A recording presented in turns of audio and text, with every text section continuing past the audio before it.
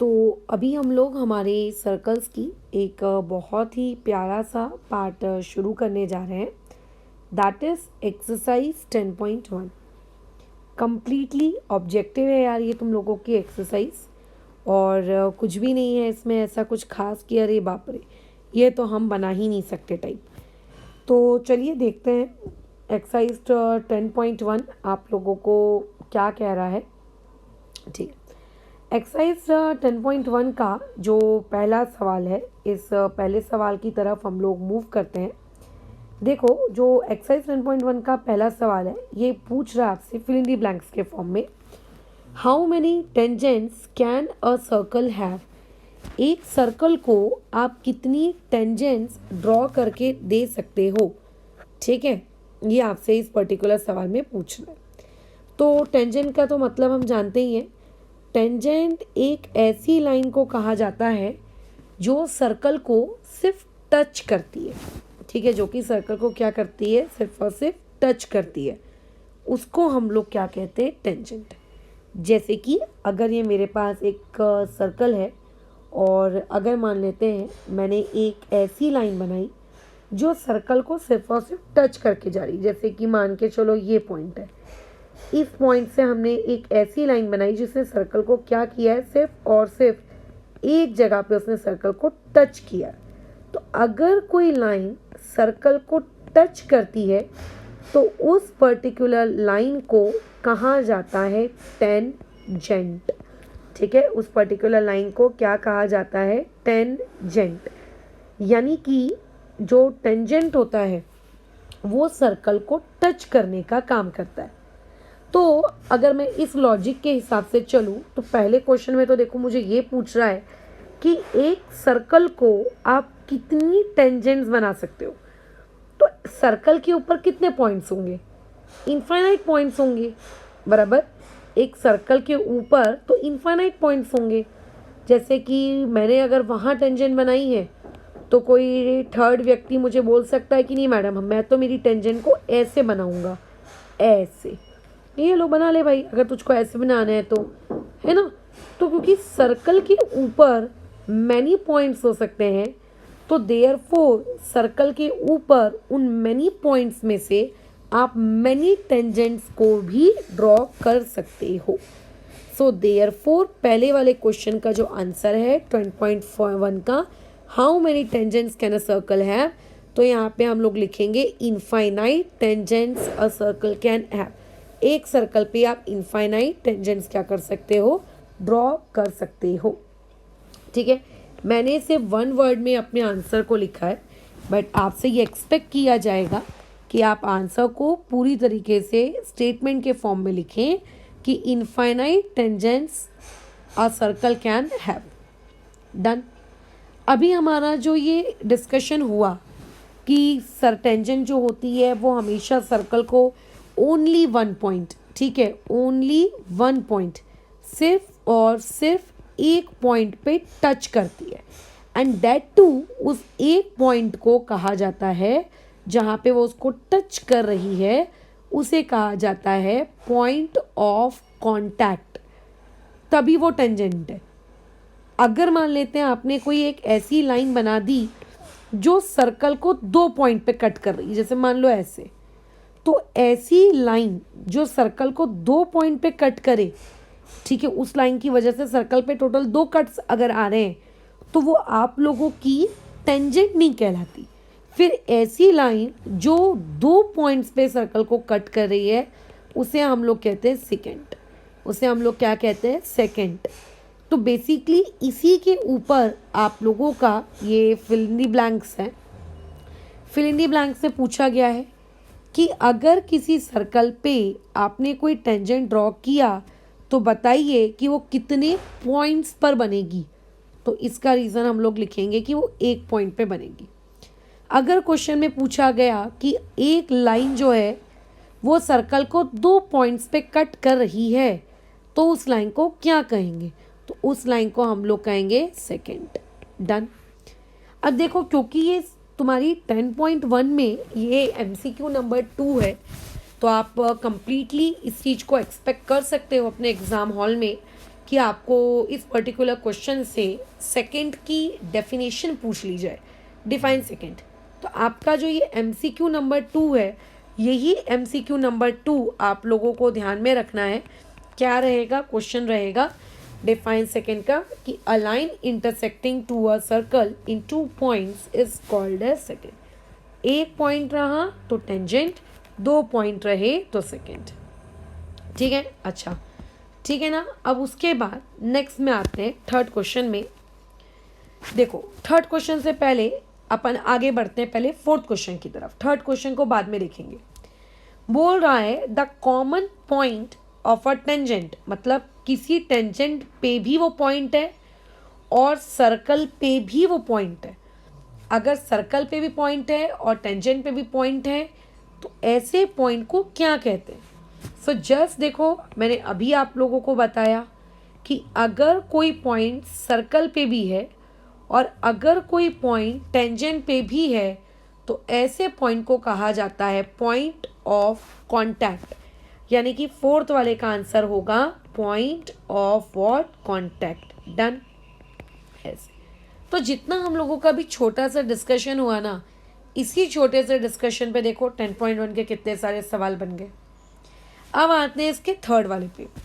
बोल रहा है a circle can have dash parallel tangents at the most.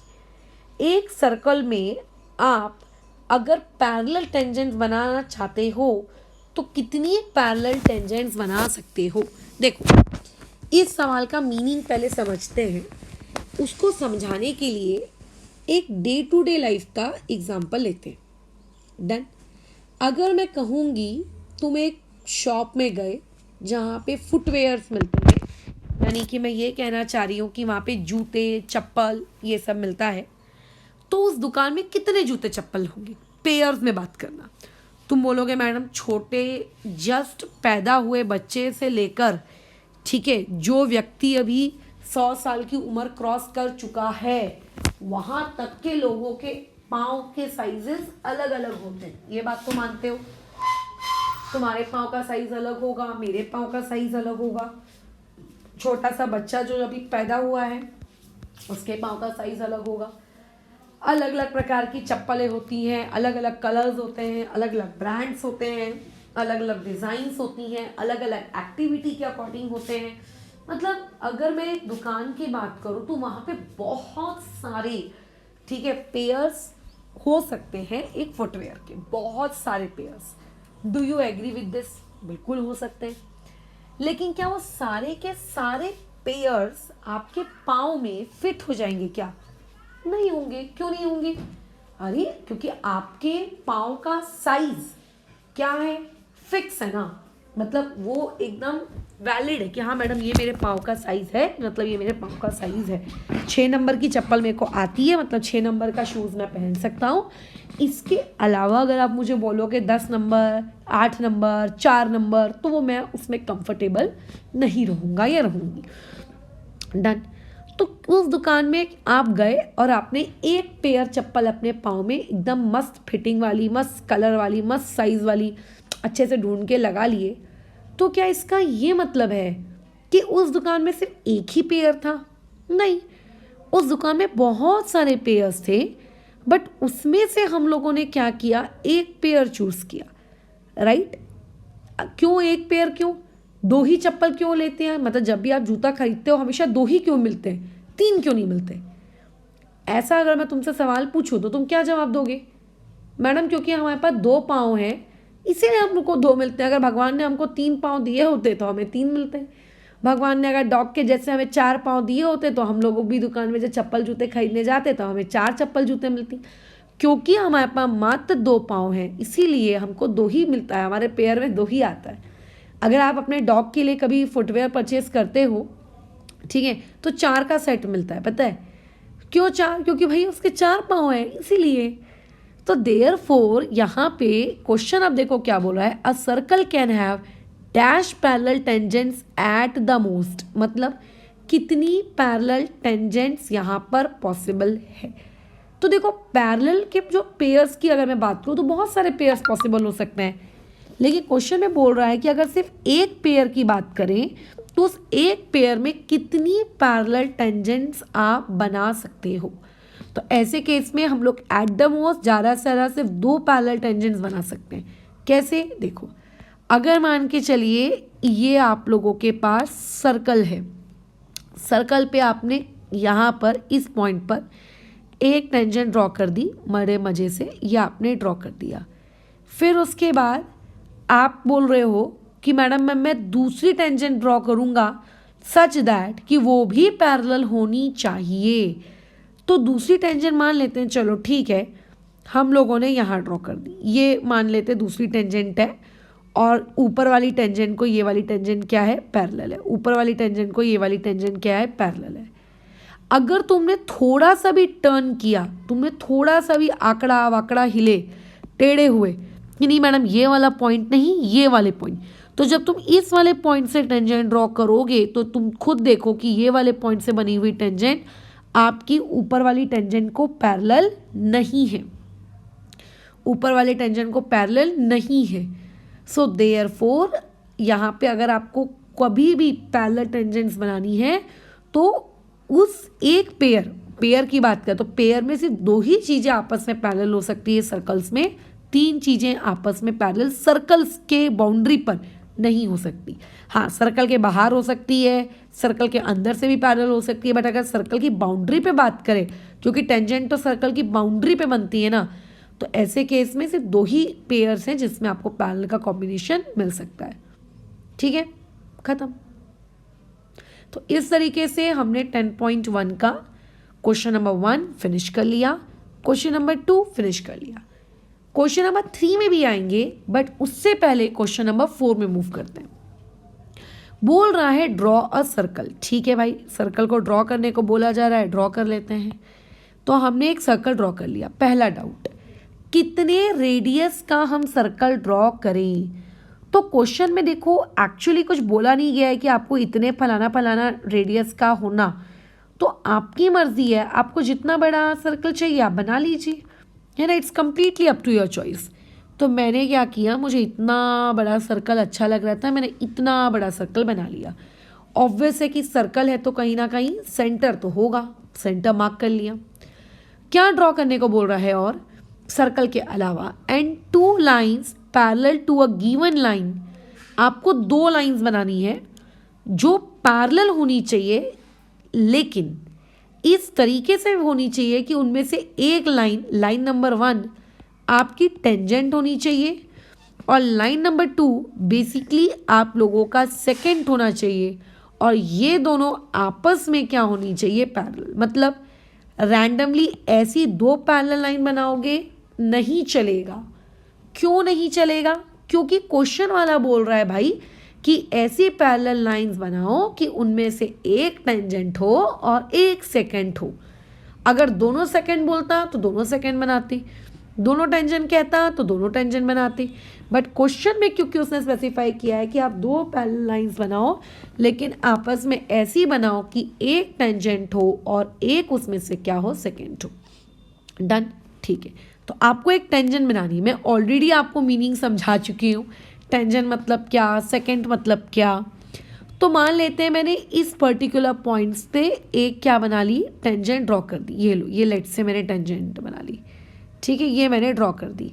ये इसको इस पर्टिकुलर पॉइंट पे टच कर रही है, इस टेंजेंट का नाम दे दिया ए बी, और उसने सी पॉइंट पे उसको टच किया, और ये कौन है, हमारी टेंजेंट। तो यहाँ पे इसके ऊपर लिख देते हैं कि भाई ये कौन है, टेंजेंट। अब आपको दूसरी लाइन बनानी है सच दैट कि वो सेकेंड हो और वो आपके इस टेंजेंट को पैरेलल हो। तो हमने दूसरी लाइन बनाई। अब देखो सेकेंड का मीनिंग आपको मैंने क्या बताया था कि एक ऐसी लाइन जो जब चले तो सर्कल को कट करके चले। तो अब आप ऐसी लाइन बनाओ जो सर्कल को कट भी करे और ऊपर वाली टेंजेंट के पैरेलल भी हो, यानी कि ये लो, ऐसी मैंने बना ली, खत्म, कहानी हो गई, कहानी खत्म। तो ये वो लाइन है जो कि क्या कहलाएगी, एक सेकेंड कहलाएगी। डन। अच्छा, और साथ ही साथ में ये क्या है, आप लोगों के सर्कल को 2 पॉइंट्स पे कट कर रही है, डी एंड ई। तो ये हो गया डायग्राम जो उस पर्टिकुलर क्वेश्चन में हमको पूछा जा रहा था। और यहाँ पे हम लोग लिख देते हैं कि इन अबो फिगर हम लोगों ने जो ऊपर फिगर बनाया है, इस ऊपर वाले फिगर में O is the centre of the circle. ठीक है, O क्या है? सेंटर है किस चीज का? सर्कल का। इस ऊपर वाले फिगर में AB जो है वो बेसिकली हम लोगों की क्या है? टेंजेंट है। ठीक है, इस ऊपर वाले फिगर में DE क्या है? हम लोगों की सेकेंड है। ठीक है, उस ऊपर वाले फिगर में आपने इस तरीके से चीज़ों को ड्रॉ किया है कि AB जो है वो पैरेलल आ जाना चाहिए किसके? DE के। खत्म कहानी। ठीक है, ऐसे डन, बस हो गई। तो ये हो गया हम लोगों का क्वेश्चन समाप्त। So in this way we have also completed our question number 4। अब हमको मूव करना है क्वेश्चन नंबर 3 के लिए। तो देखो, क्वेश्चन नंबर 3 को सिखाने से पहले मैं ये बता दूं कि मैंने आपको ऑलरेडी इस पर्टिकुलर क्वेश्चन को सॉल्व करने वाला थ्योरम भी सिखाया है, इस पर्टिकुलर क्वेश्चन को सॉल्व करने वाला कन्वर्स ऑफ थ्योरम भी सिखाया है। मैंने दोनों चीज़ें सिखाई हैं। अगर तुम्हें याद होगा तो थोड़ा सा हम लोग चीज़ों को रिकॉल कर लेते हैं और फिर आगे बढ़ते हैं। तो जो रिकॉल करने वाला पार्ट है, यानी कि जो नोट है, वो आप लोगों का कुछ इस तरीके से है कि जो टेंजेंट होता है, ये टेंजेंट हमेशा परपेंडिकुलर रहता है किसके? रेडियस के। मतलब क्वेश्चन में आपको ये पता होना चाहिए कि जहाँ पे आपका टेंजेंट और रेडियस आपस में मिल रहे हैं, यानी कि हम लोग बात कर रहे हैं किसकी? पॉइंट ऑफ कांटेक्ट की। अगर हम बात करें पॉइंट ऑफ कांटेक्ट की, तो पॉइंट ऑफ कांटेक्ट में हमेशा आप लोगों का जो एंगल होता है वो कितने डिग्री का होता है? 90। ये आपको पता होना चाहिए। बस ये पता है, मतलब ये सवाल आपका बन गया। देखो सवाल में क्या बोल रहा है? A tangent PQ at a point P of a circle radius 5 centimetre. ठीक है, मतलब आपके पास एक सर्कल है जिसमें PQ उसका टेंजेंट है, जो कि पॉइंट P पर उस सर्कल को क्या कर रहा है? टच कर रहा है। तो ये मैंने सर्कल बना दिया, O इसका मैंने सेंटर ले लिया, उसके बाद हमने एक टेंजेंट ड्रॉ कर ली। ठीक है, एक मिनट, हाँ, ये हमने टेंजेंट ड्रॉ कर दी। उसके बाद यहाँ पर ये हो गया आप लोगों का पॉइंट P, यहाँ पर ये हो गया आपका पॉइंट Q, और ये हो गई आपकी टेंजेंट। बोल रहा है कि जो सर्कल है उसका रेडियस होगा 5, यानी कि अगर मैं O से लेके P को ज्वाइन कर दूं तो यहाँ पे एक तो 90 डिग्री बनेगा। क्यों? क्योंकि OP आप लोगों का रेडियस है और जो PQ है ये आप लोगों का टेंजेंट है। तो हम लोगों ने अभी अभी पढ़ा है कि रेडियस और टेंजेंट परपेंडिकुलर होते हैं, है ना? अच्छा, और फिर आगे पढ़ते हैं। क्वेश्चन में क्या बोला है? क्वेश्चन में बोला है कि जो 5 सेंटीमीटर का रेडियस है meets a line through the centre O at a point Q, मतलब O और Q को आपस में ज्वाइन करना है सच दैट कि OQ होना चाहिए आपका 12 सेंटीमीटर, है ना? आपको इस OQ को ज्वाइन करना है। तो ये रहा आपका पॉइंट O, ये रहा पॉइंट Q, इसको आपको ज्वाइन करना है सच दैट कि ये जो OQ ज्वाइन होने के बाद जो आएगा ये होगा 12 सेंटीमीटर का। और क्वेश्चन में आप लोगों का जो रेडियस है ये आपको ऑलरेडी कितना दिया हुआ है? 5 सेंटीमीटर का दिया है ये। अब आप क्या करेंगे? इस पर्टिकुलर क्वेश्चन में फाइंड क्या करने को बोला है? इस क्वेश्चन में फाइंड करने को कहा गया है PQ की लेंथ। PQ की लेंथ, ये तो कितना प्यारा सवाल है यार, ये तो वैसे ही हो जाना है। कैसे? देखो, सबसे पहले सर्कल वाला सवाल है, ये मेंशन करो कि O is the centre of the circle. खत्म, सबसे पहली चीज आपने ये मेंशन कर दी। दूसरा, आप यहाँ पे ये मेंशन करो कि OP is basically radius and it's value is 5 centimetre. PQ is आपका टेंजेंट एंड उसकी वैल्यू आपको नहीं दी है, बल्कि उसकी वैल्यू तो आपको ढूंढनी है।